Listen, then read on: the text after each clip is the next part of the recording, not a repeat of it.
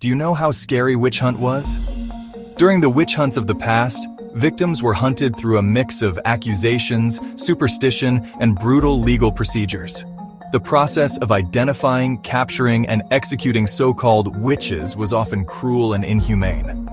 Brutal part of history from the 15th to 18th centuries in Europe and colonial America. Driven by superstition, religious passion, and power struggles, people believed witches' victims were subjected to intense questioning, often under torture. Methods included the strapado, where the victim was suspended by their wrists, causing intense pain, the rack, stretching the body until joints dislocated, and thumb screws, crushing the fingers. The villager will also do some witch test. First, the swimming test, that is, a bound person was thrown into water. If they floated, they were guilty because it was believed water rejected witches. If they sank, they were innocent but often drowned.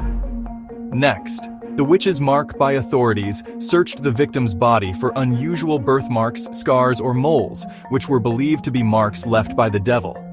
If they found one, it was considered proof of guilt. If the victim passed the test, they would be survived.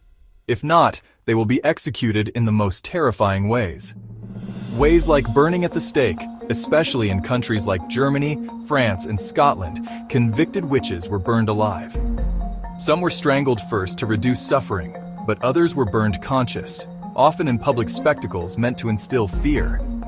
Hanging also one of the way in England and colonial America, witches were usually hanged rather than burned. The Salem witch trials, 1692, saw 19 people hanged after being falsely convicted. The victim also might be forcefully drowned by the villager.